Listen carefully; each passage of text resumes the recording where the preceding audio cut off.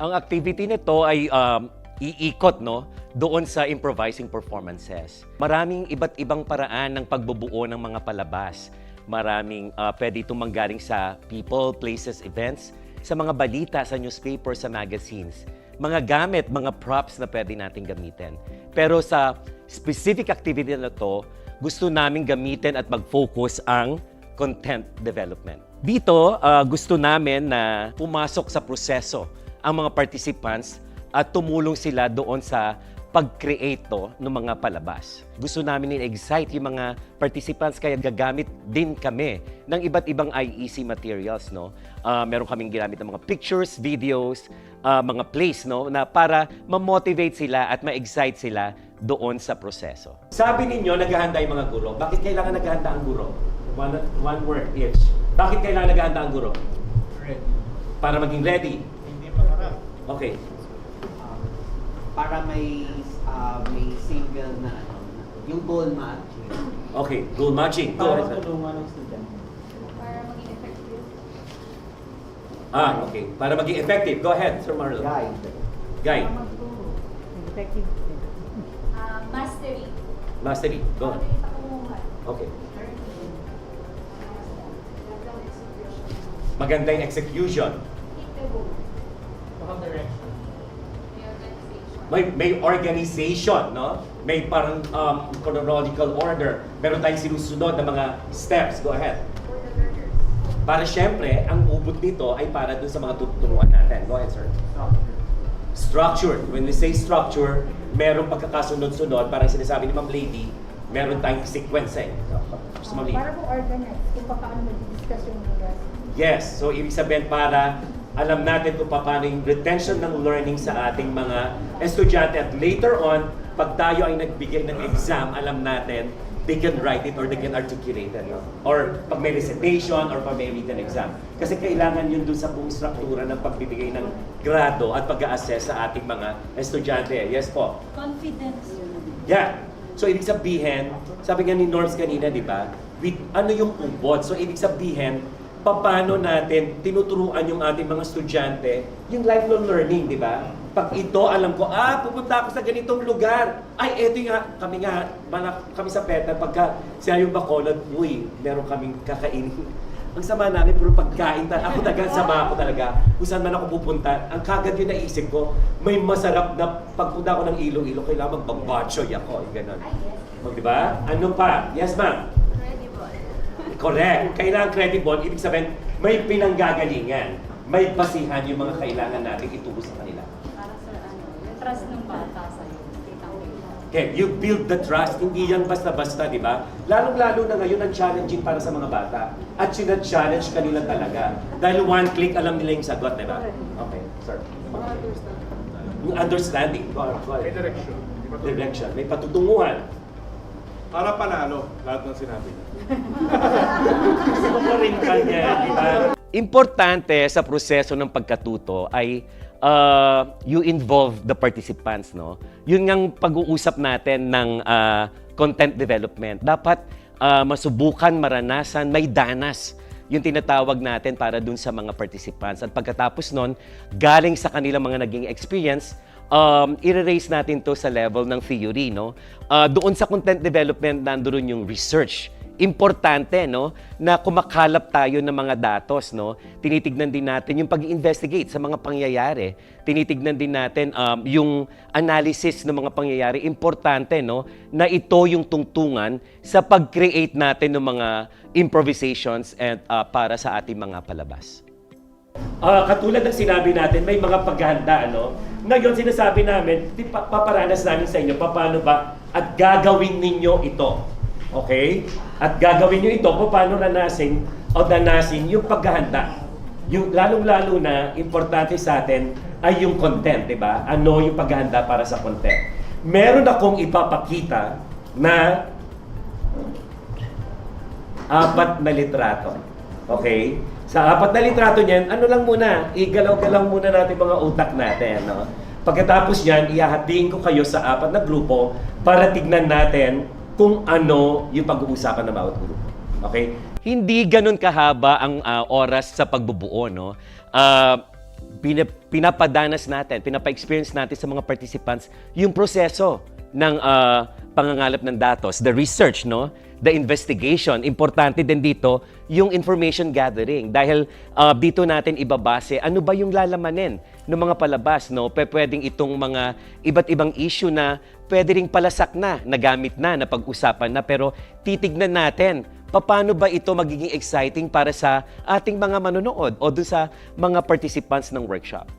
At importante dito, yung tinatawag nating situational analysis para makita nila no, ano ba yung mga pangyayari at dito sa proseso na ito, dito sila pupulot no, ng mga importanteng bagay na kung saan pwede nilang gawing sangkap no, para maging exciting yung mga palabas na kanilang bubuuin.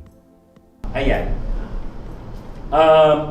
Sabi nga natin, we are talking about curriculum now. We are talking about teachers' preparation at mga curriculum-based, no? So, tinignan natin kanina na nandoon sa grade 8, no? Anong quarter yun, Sir Richmond? Yung culture and traditions, Chuba? Third quarter. Okay. Tignan natin ngayon, dito, pag-uusapan natin yung mga natutunan natin kahapon, yung improvisation, how to improvise and how to devise mga materyales. At titignan naman natin ngayon bilang mga teachers at bilang mga direktor, ang mga bagay-bagay. Yan yung una. Ang unang litrato ay indigenous people rituals. Saan ito makikita sa inyong mga klase? Anong grade? Anong quarter? Meron po ba? Rituals, shamanic, Philippine rituals, culture and art. Grade 9. Okay, ano pong specific na ano? Second quarter. Go ahead. Okay lang yan. Tignan niyo po muna yung yung pangalawang litrato. Go ahead. Next po. Dito, saan lumalabas ng mga avant-garde na mga ano? Gusto ko naman to. Thank you, teachers. Gusto ko itong mga ganyan. Ako po'y natututo talaga sa inyo eh. Natalas kasama ko si Nor, sinasabi niya sa amin, sila po talaga ni Ate yung makukulit. Dito yan, tignan natin yan sa milk, etc. etc. Sige po, yaan naman. Mamaya na natin discuss kung anong detalye na. No? Next po, pangatlong picture. Anong nangyayari? May? Sa pictures, tingnan nyo lang. May rally. Rally ba siya? May palabas na nasa sentro. Nasaan sila? Streets. Sabi nga natin, yung pagpapalabas naman daw ay hindi lamang sa entablado, pero pwede itong pumunta. Kami rin naman po sa PETA, kung titignan ninyo yung mga naging palabas namin. Ako po, personal, nagpapalabas po kami doon sa mga slum area, sa basketball court, no? Sa lalaki po ng set namin dala-dala. Sa Kalye, Raul Flag Dance, Alfonso. Sa ibabaw po ng truck, ganyan, mga papalabas namin. Pero yung PETA po, isang malaki palabas sa basketball court. Sina CB, ginawa nila yung hatol ng guhit na bilog, no? Sa basketball, kami rin po, yung Muang Dagang Patay, can you imagine hanggang simula rito hanggang sila hanggang Mindanao, sa basketball court, sa kung saan sa Mangjib, no? Mapamaliit, mapamalaki, ganyan. At ang importante doon, yung audience, no? Ano pag nakikita nyo sa kabilang picture? Anong sinasabi? Pag nakita nyo to, kung wala yan, ano to? Pag nakita nyo yung flag, ano kagad? Ano mapapagka? May kalayaan, may pagbangon, may pakikibaka. So, may pagiging makabayan, patriotic. So therefore, meron tayong political theater. Correct? Meron ba yan sa inyong curriculum? At saan ito nakikita? Grade 9. Thank you, teacher. Gusto ko to, Norms. Next. Alam nila yan, ituturo nila. Ito po. Vaudeville. Mga pa-entertainment dyan. Grade 9 din. Okay? Dahil nga nanggaling na ang mga exercises na to sa mga nakaraan ng mga activities, no? At maganda, importante that we reiterate to our students na gamitin nila ano na yung mga napag-aralan na nila noon, nagamit na nila noon, at dito sila bumangko para sa pagbubuo ng palabas. Importante, no, na dala-dala nila, kung ano man yung dala nila ng mga kaalaman ay gamitin nila ito, no. Kung nakikita natin yung kalakasan ay sa pagkanta, pagbuo ng tunog, paggawa ng mga iba't ibang eksena, visual arts, may movements, no? Iba-iba. So lahat ng ito, yung bit-bit ng mga participants natin, lagi nating isinasaalang-alang sa pagbubuo ng palabas. Kahit nga, dahil nga improvisations ito, no? Ibig sabihin, ang daming posibilidad, no? Bilang mga facilitators, no? We motivate our participants na subukan natin ito o bigyan natin sila ng pagkakataon na tignan pa yung mga iba't ibang bagay na pwede nilang ilagay sa pagbubuo ng palabas. Last 1 minute for data gathering. Please take note of all the important information. Use ng avant-garde. So ayan, kung titignan nyo, nakita nyo pati pictures na na-research ko. So bakit gano'n? Bakit kailan ito nangyari?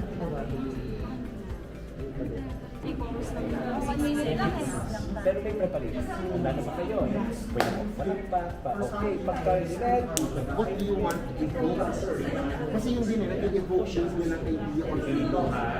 I want you to afford and tell me. Presyo ba? Sa pagbubuo ng palabas, no, lalo na sa workshop, sinabi ko nga na hindi naman ganun kahabaan ng oras. Pero ang importante, yung mga participants, they'll go through the process, no? Masubukan nila yung research, information gathering, investigation, at situational analysis. At ito, dito sa prosesong ito, mas magiging malinaw sa kanila yung pag-develop ng kanilang mga palabas.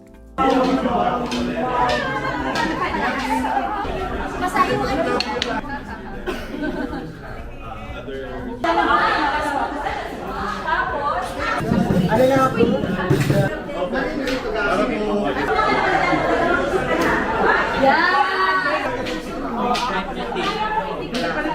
Nasa mas mataas na level, no, ng mga performances ang inaasahan natin ngayon. Kaya nga, pagkatapos ng mga palabas, no, dahil sa prosesong pinagdaanan, very important, no, sa proseso ng workshop o sa mga pinagdadaanan ng workshop, we also consider, no, yung proseso na pinagdaanan ng creation. Very important yung naging input, no, yung dynamics at saka yung pakikipagtrabaho sa bawat isa. Kaya importante that we recognize, no, achievements, small achievements, big achievements ng ating mga participants. Kaya lahat ng mga palabas talagang dapat yan pinapalakpakan at binibigyan ng recognition.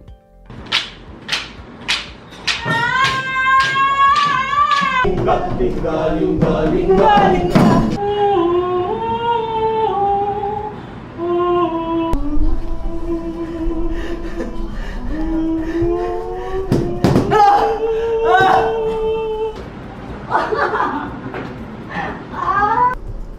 One, two, three, four. Ako si Dana. Ako ang Diyosa. Tayo, party teachers!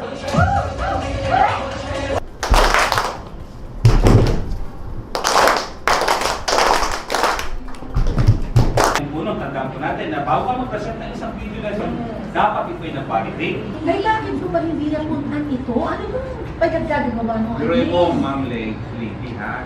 Sa pagtatapos ng module, nasa yugto tayo ng pag-alam ano ba yung naramdaman nila sa prosesong pinagdaanan nila at kasunod nito, ano ba yung mga pwede nating matutunan sa mga naging experience natin, no? Insights, learning points, reflections. At ang importante dito, paano ba natin ulit magagamit ang ating mga natutunan sa susunod pang mga proseso? Ano talaga, they'll go through the entire experience. Hindi po siya lecture. It's an entire journey and experience. Any other, insights, learning points? Ito po yung yung parang buong-buo na po yung ipinakita namin. Hindi na po siya bahagi.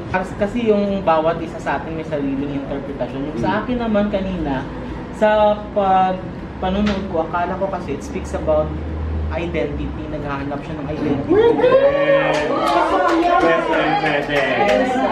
Hindi naman po siya ganun kahirap din kung sa estudyante. Kasi nga po, particularly kung tayo naman ay magpapasok ng ganitong style sa mga bata, ay probably bibigay din natin mga situation yung alam natin na kaya rin lang ng kanilang kaisipan. Kaya nila mag-participate, Yes no, po. in terms of Yeah. discussion. So, Sir, ano po, ang nararamdaman ko excited kasi gaya nga po kanina nung dinidiscuss dinidiscuss po rin namin ito sa mga bata.